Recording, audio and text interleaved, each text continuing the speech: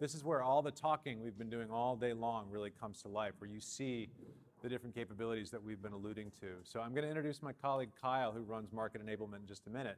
But we have one last poll to go through, and I hope, yes, it did work. So what do you believe is the crucial intelligent automation capability? You heard about some of this stuff today.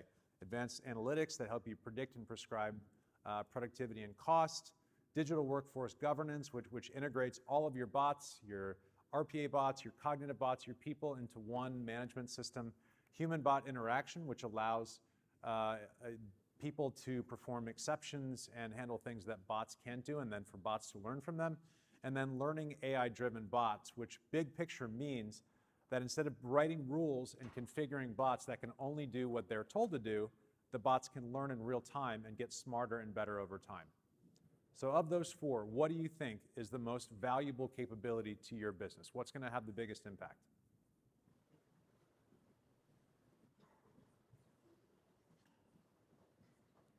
You guys are really giving this one a lot of thought. It's a big question.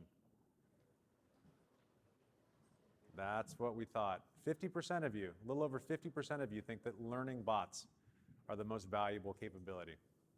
Interesting. Well, let's learn more about them from my colleague Kyle Hoback, who again leads market enablement for WorkFusion. Kyle, thanks for being here. Come on up. Good. I don't need it.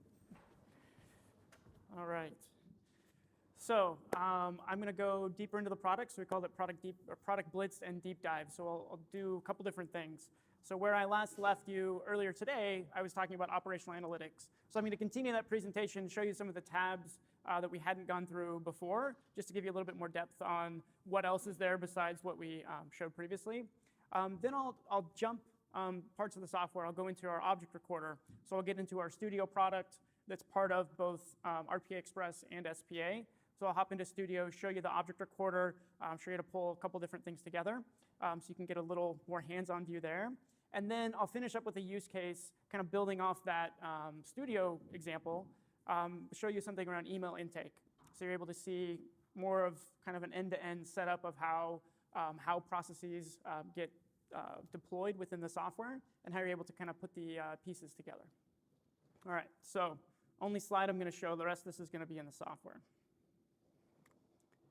All right, so we have our dashboard here from what we were talking about earlier in the day.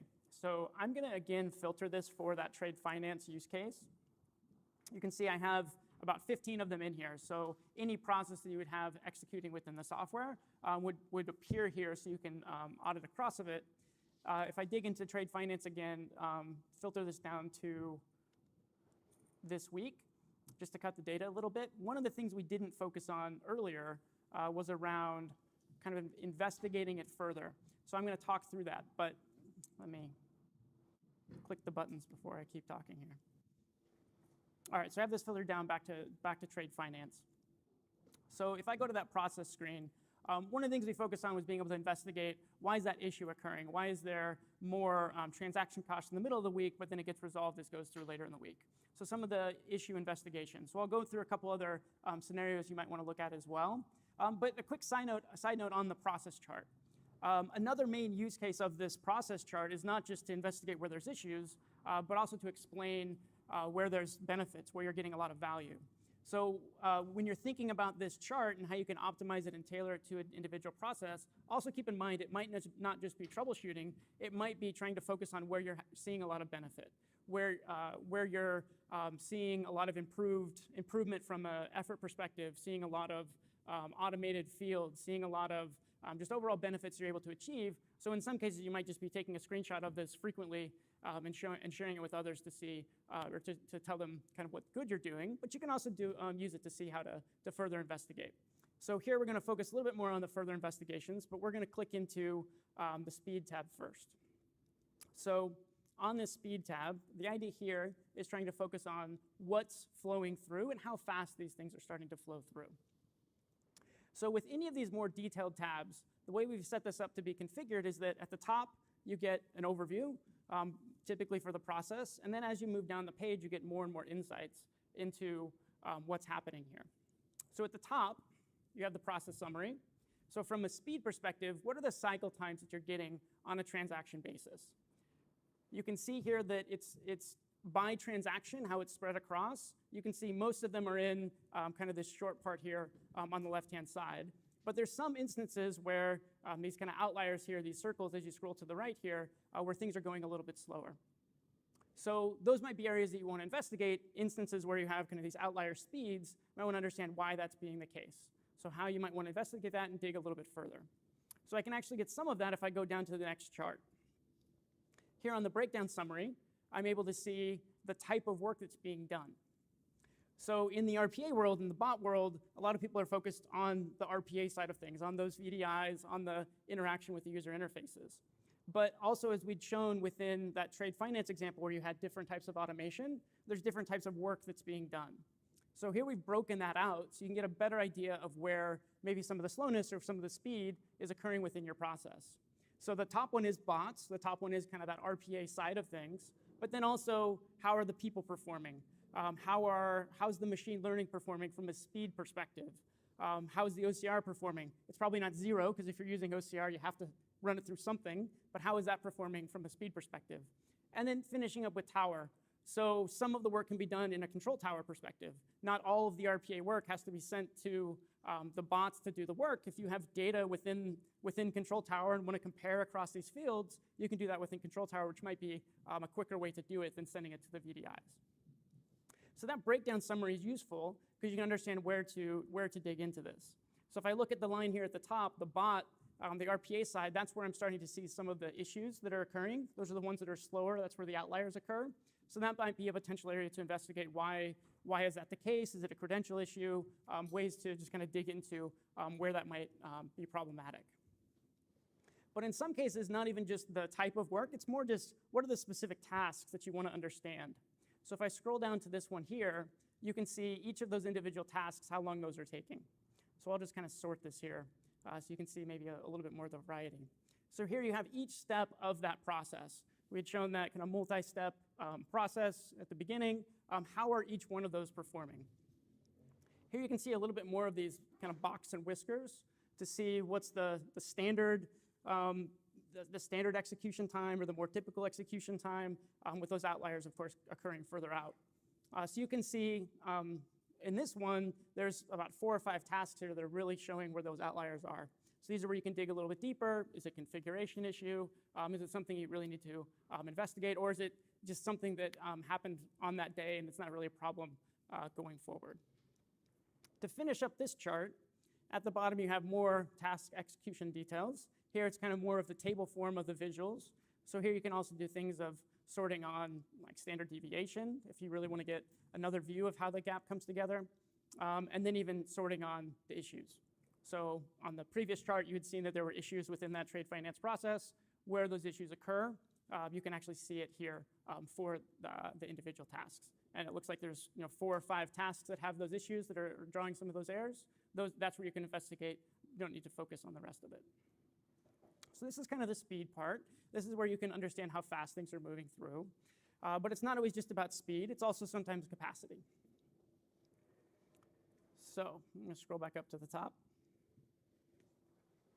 and click on capacity. So capacity is a little bit different. Capacity is about, do I have enough bots? Do I have enough processors on my machine learning server? Do I have enough OCR instances available to get to the throughputs that I'm looking for? Capacity is also about understanding the interval of how work flows through. Because a lot of times when you're thinking about a process, I've done a lot of investigation of a lot of mini processes over the years. One of the common questions is, what's the volume and what's the frequency of the volume? So usually people will answer in something like a few hundred a day, a few thousand a day, something like that, 10,000 a month, 20,000 a month, whatever the number is. And that's on average, but usually it's not actually that clean. Usually it's the first hour of the day we get 100, second hour of the day you get 200, next hour you get 10. So it's very varied throughout the day, so that will adjust what capacity you need. Because even though it might be moving through at the right speed or a consistent speed, if you don't have enough bots, you don't have enough resources available, you don't have enough people to be able to execute it, you need to understand that kind of the peak loads, not only on a day basis, but even at an hourly basis. So that's kind of what's being shown here at the top. You can see for this process, moving throughout the day, you can see where the volume's coming through.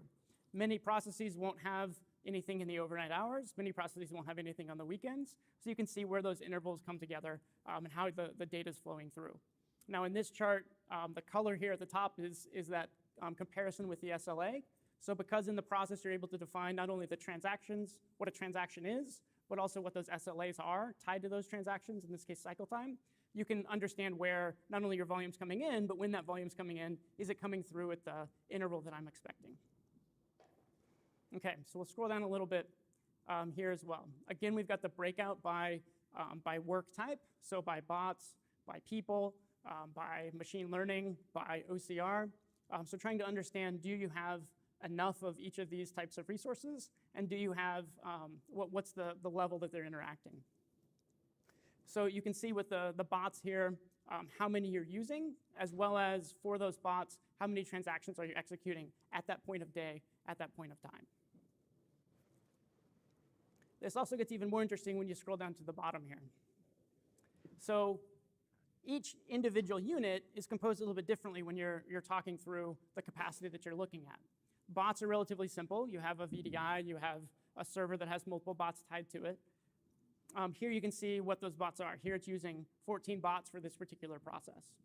And here we have a Gantt chart that shows how the work is being done across those bots as well. So bot 1 does quite a bit of work consistently. Bot 14 does a little bit of work throughout the day, but not as much for this particular process.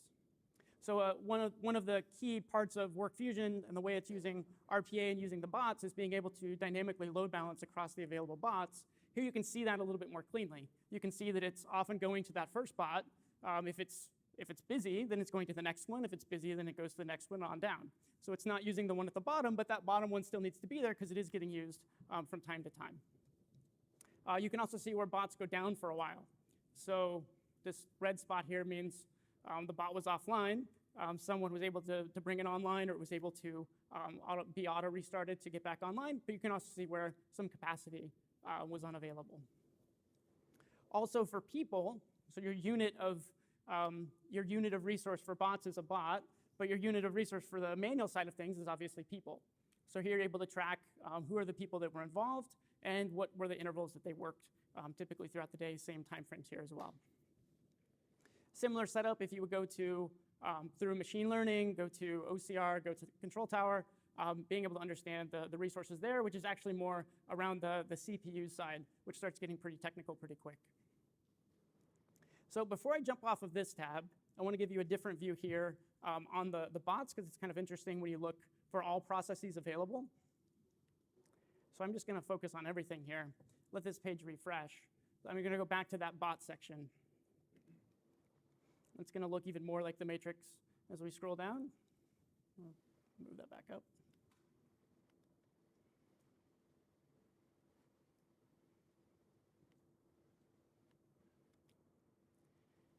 So here you can actually see all of the work that's being done on this particular instance of the software. And you can see that at different points in the day, some of these bots are completely loaded, but they do free up at certain points here. But here, it wasn't just the 14 bots, so the trade finance process was actually doing quite a bit of the work, or using a lot of the resources because it's a bigger process. But there are actually 19 bots that were tied to this instance. The 19th bot didn't get used that much, but it still did get used on some of these processes here. So you're able to track how it's dynamically allocating, what it's being used for, see for a given process which bots that it's using and which bots it's not, and really being able to understand how your capacity is used across processes or for a specific process. All right. So I'm going to flip to the AutoML tab as well. And we did talk about that one this morning, but there's a piece I didn't go over.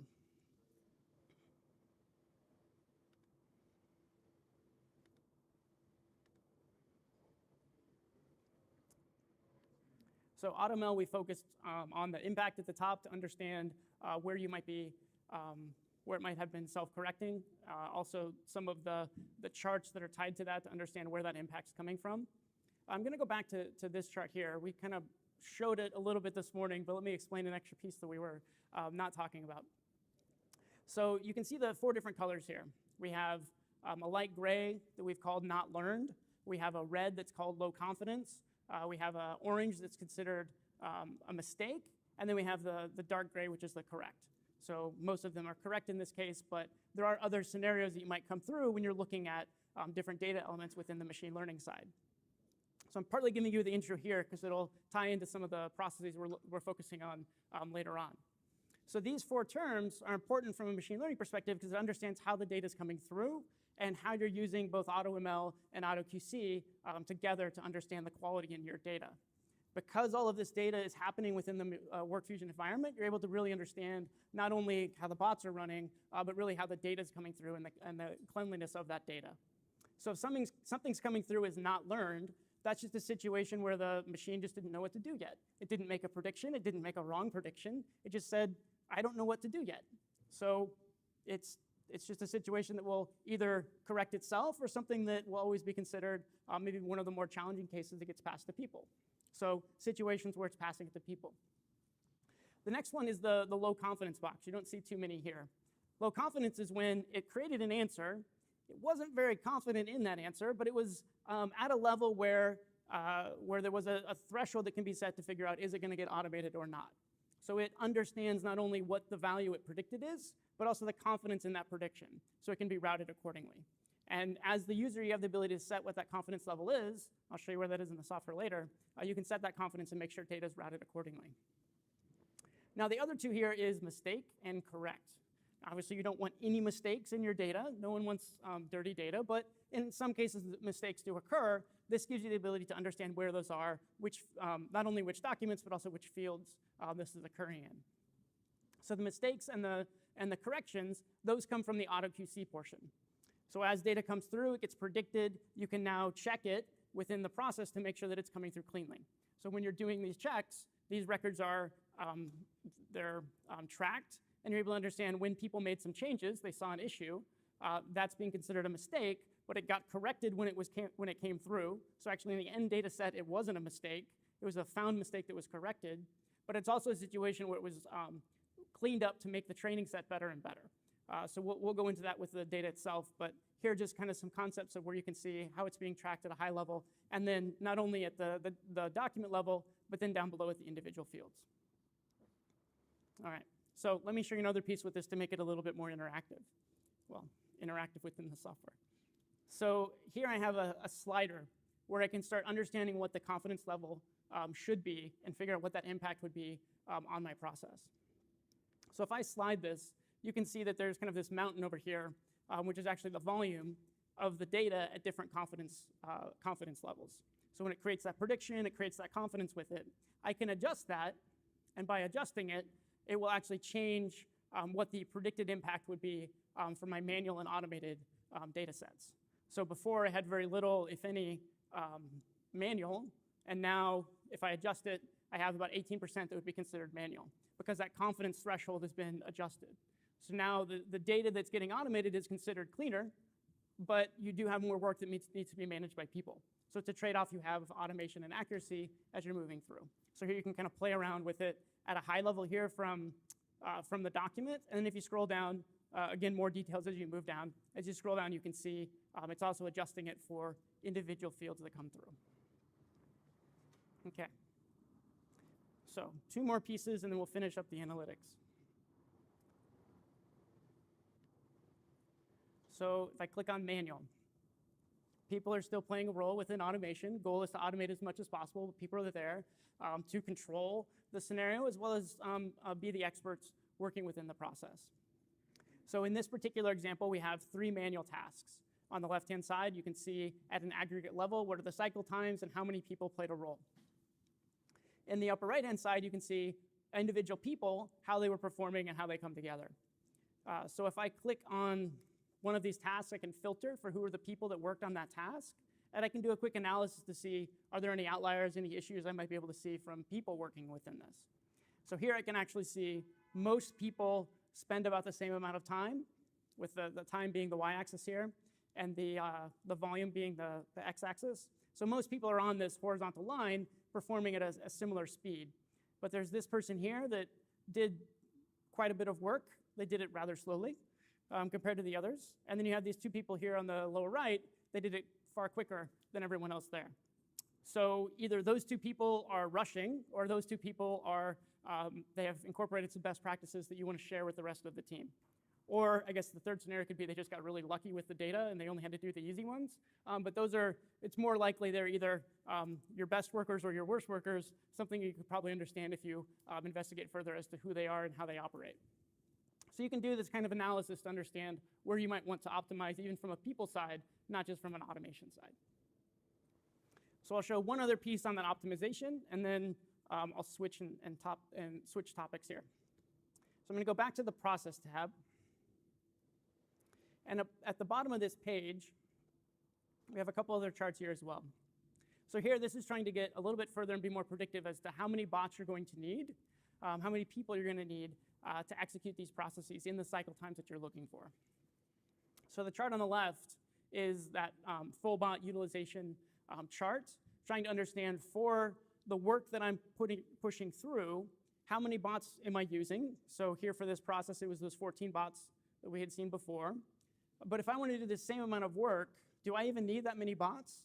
Am I able to adjust and optimize my process, maybe even use fewer bots to be able to still get the same level of output? So here, this is actually saying I could get about the same throughput level if I had somewhere between, looks like about 7 and those 14 bots. So I could cut the bots in half for this process and still get similar cycle times that I need. So maybe it's the ability to be more optimized on your infrastructure, which is a great way to think about it. Other thing could be, are you able to add more volume, add more processes into your current infrastructure and still be okay? So different ways to plan and think through, do you have enough? Are you able to support more with what you have, or do you need to upscale? Do you need to optimize further? So that's kind of the final chart here. You can see it's similar with the manual work on the right-hand side. So that's each of those tabs. You've seen this in quite a bit of depth now. Again, the overview, the speed, capacity, AutoML manual, those are designed to be out of the box, useful across all processes. The process one here is the one you can optimize and tailor for your individual processes, both from an investigation standpoint as well as sometimes just from a tracking standpoint and a benefit standpoint. Okay, so that's analytics. So I'm going to jump topics to one of our other big pieces of Lumen, which is the object recorder. So let me switch here.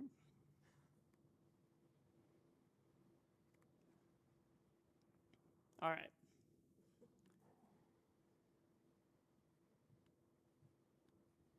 Okay, so what I'm showing you here in this screen, this is Studio, WorkFusion Studio, where you have the ability to create automation, particularly from an RPA perspective, the ability to create automation and be able to publish it to execute.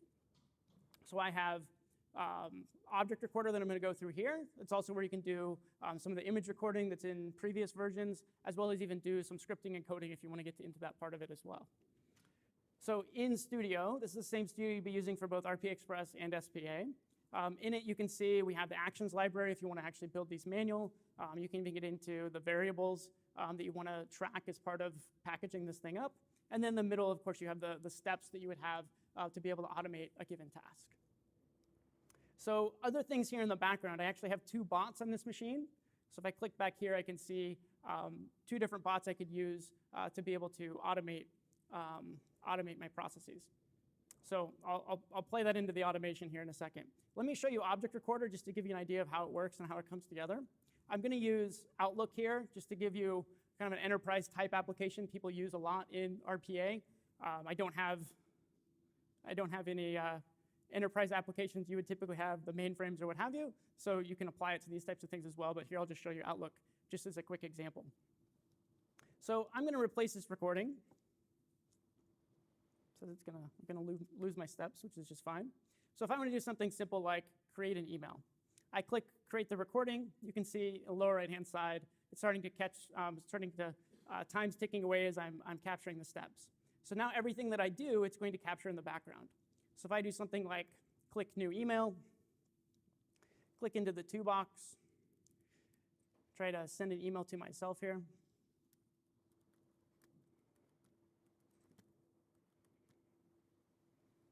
Maybe just do a check name just to make sure it knows who I am, and do a quick test and send an email. So as I've gone through each of these steps, it's captured them, and when I hit stop, you'll be able to see them. All right, so here are those steps. So I was able to click through the window, move the mouse around a little bit, clicked on the new email button, started typing in some text, actually hit the backspace character because I started typing incorrectly. So you can see each of these things it was capturing as it moved through. So it's capturing the objects by default, which is a change from those of you that might have used RPA Express in the 1.0 version. So if I click into this button here, we'll just go up here. It's capturing the window control, the object by default. But it also is capturing the images if I want to dig into the background. So how well you can see it, but if I click into this image, it was capturing the fact that I clicked on new email in that area of the screen, and it was capturing it from a screenshot basis. So in some situations, you don't have access to objects, you have access to the screen only, like with Citrix, maybe Flash applications. So these are ways to be able to interact and automate despite not having full interaction to objects. So that's available. You can adjust it if you need to make it more robust. I can change my positioning here. Oops, I'll go. Jump around a little bit. So we'll move this over so it's a little bit more focused on just that new email box, and we can tailor it down so it's really focused on whatever that image is, wherever it is on the screen. So it doesn't have to be one specific spot and do it from a coordinate perspective. It can just be looking for that image anywhere that it might occur on the screen. It's a little bit more robust than just a typical OCR approach as well. But in this example, we don't need the images, we have the objects. So click back to the window control here. So we have access to the objects. I captured it from a recording perspective. Now the recorder is going to get you most of the way there, but you could still do some refinements, make it a little bit more robust, make sure that it captured everything that you wanted to do. So you can, of course, go down and edit the steps. You can also inspect elements within applications to be able to ensure you're getting the right objects, the right items. So I'm actually going to open up Inspector. Hold on, it's right here. It was already open. So Inspector is my tool to be able to inspect the applications and figure out which objects that I'm working for. So if I double click this here, load it down below. So here, as I start clicking around, you'll see this red box that's occurring in the background. So my red box is indicating which part of the screen, which objects that it's surrounding. So it usually ends up being some type of a hierarchy, so you can see it's grabbing everything that's at the top of the screen there. And if I move it around, you can see that it follows. So as I dive in, Outlook does a good job of nesting this into many, many objects here. So if I click into this, I can start seeing capturing up at the top here in the window pane. Now that's the home bar. I can see the other ribbon here below, and if I wanted to find that new button, I click in one more time, and then I can see, this one here. So I can see that I have my actual control here, my window control of what was a new email. That was how I can get to that button if I wanted to do it manually, even though I could use the recorder to collect it. Now, in some cases, you might want to adjust it. Maybe you do, maybe when I'm creating that new email, I use the to command, and I want to just add a quick CC command as well. So I just add that in quickly as opposed to doing the whole recording again from scratch, or just a portion of the recording. So different ways to use Object Recorder, different ways to just get access to objects within the applications, but really designed to be a more robust way to start doing automation from an RPA perspective and being able to give business users the ability to automate a little bit more on their own. All right, so let me finish this up with jumping to a use case. And with this use case, I'm going to talk about email intake, email ingestion, which is a very, very common use case we come across. We'll touch on how you do kind of the RPA side. I'll show you that here a little bit. But then we'll get into adding machine learning, managing exceptions, training, how that all comes together. So I'll kind of guide you through those steps. So let me close this and jump here. So I can do, with Outlook is an interesting case because you can do your kind of desktop-based tool, but then you also might have web access depending on which type of system you're using. So you have your choice as to how you would want to automate it. The one I was showing before was using the desktop side of things. Here I actually have another script that's designed to use the web version of Outlook. So I'm not going to go through the building of this script. You can see some of the steps here. It's using XPath, using other pieces, so it's been packaged up, in this case, to start downloading emails. And then once you've started downloading the emails, do some quick analysis with it.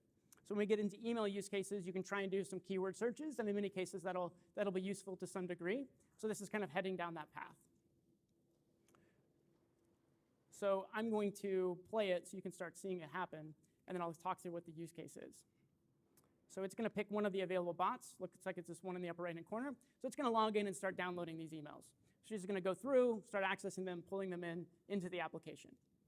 So right now I'm running within this bot. When I publish it to Control Tower, it'll be doing it within that instance, find an available bot and pull it down. So the use case here that I'm talking through is a trade use case within the banking world, being able to look at emails, understand is it part of a trade order or not, and if it is, then pull it in, take additional actions to process it accordingly.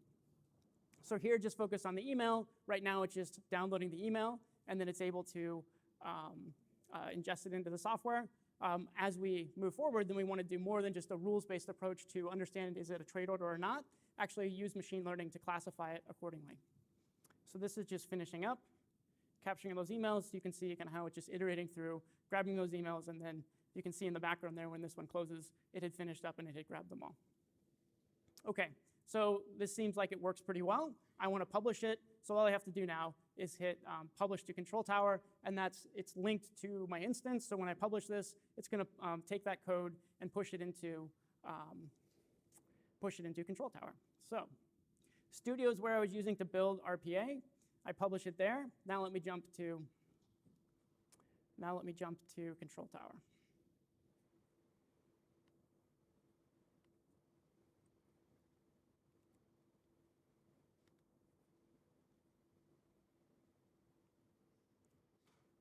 All right, so this is where I published. You can see I have one step here. So this one step has all that RPA script that was being created. It's published it as one script. So now I want to extend this and take it further. So how do I go about this? In Control Tower, this is where you're able to build and optimize your workflows that are pulling all this automation together. And this is where you'll start adding access to machine learning and the manual tasks that are built within this process. So I have my I have my bot task. I want to add that machine learning. So in the right-hand side here, I actually have a library of reusable components. So in some cases, you might have teams building independently. And when you have teams building independently, you might be able to have one team that's taken the historic data for this data set and built a machine learning cognitive bot for this. So I want to pull this in. I go over here. I know the team has told me it's called classify. And I can take this trade orders piece here, and I can pull it onto the stage here. Maybe and just color code it so it's green. So now,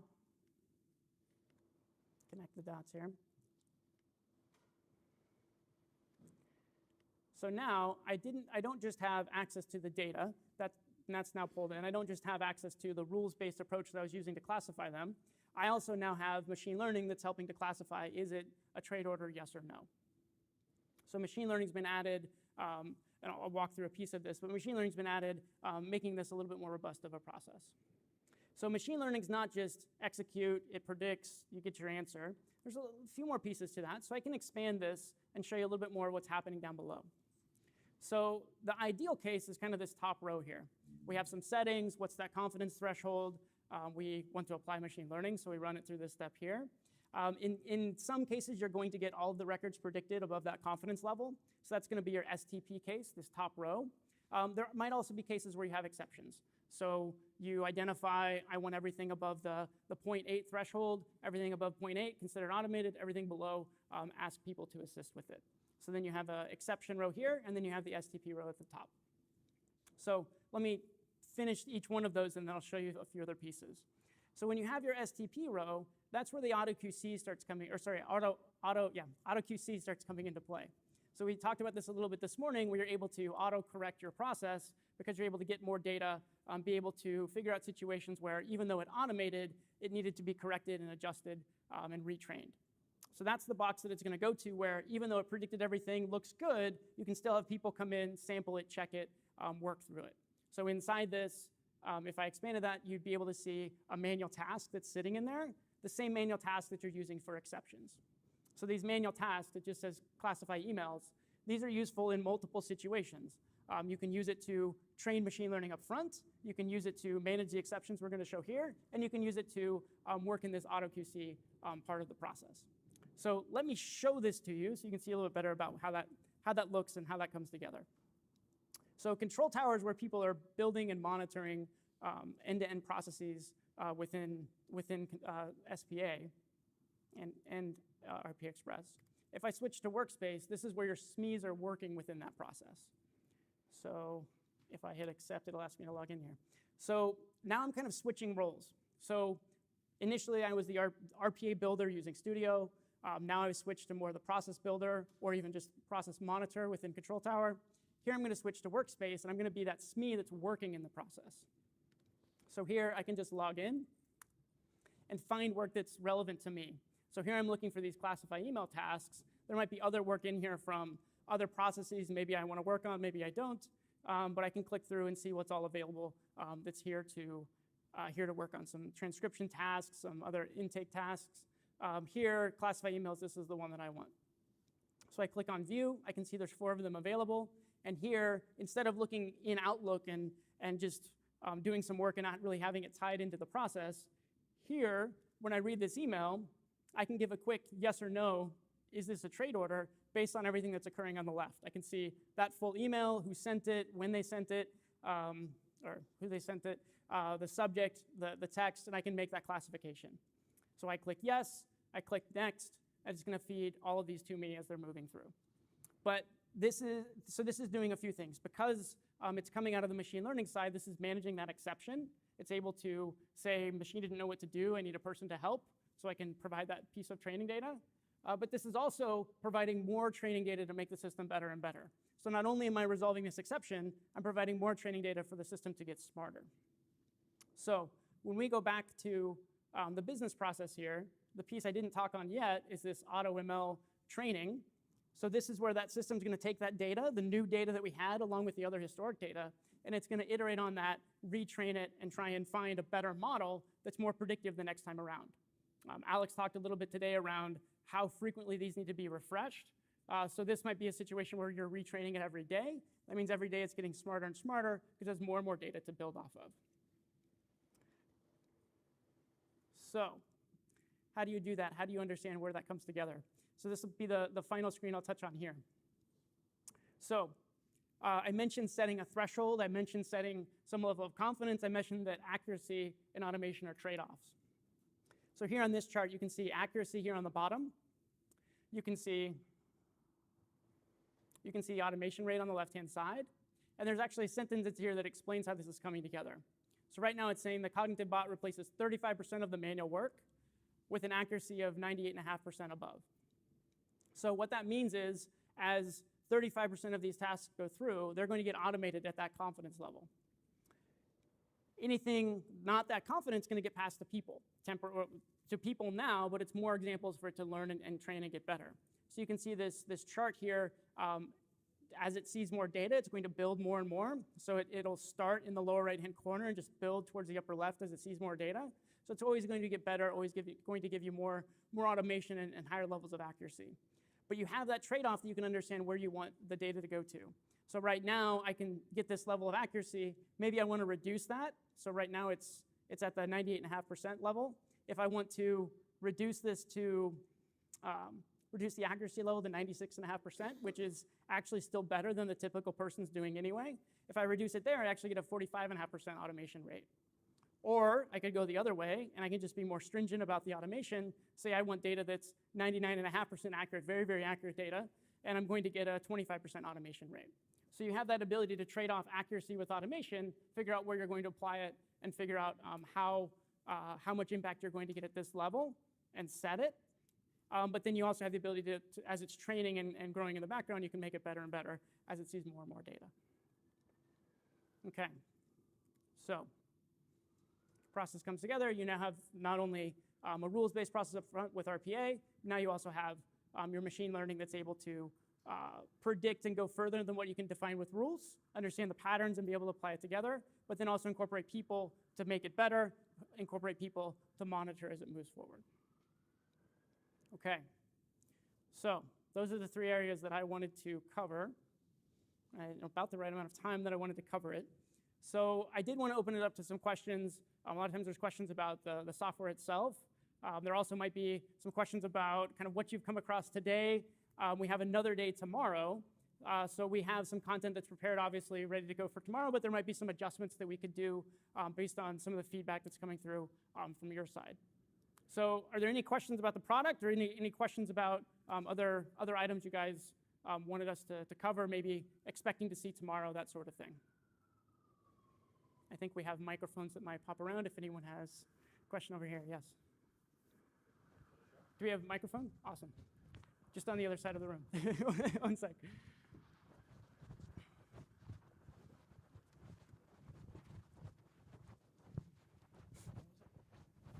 In the blue shirt, yeah. Cool. So when you were talking us through I think it was the speed and capacity section on the analytics, if you had a situation where you could clearly see that you were running out of capacity, how quickly is it to add more bots onto that? So you can see your problem, but how do you then action that problem?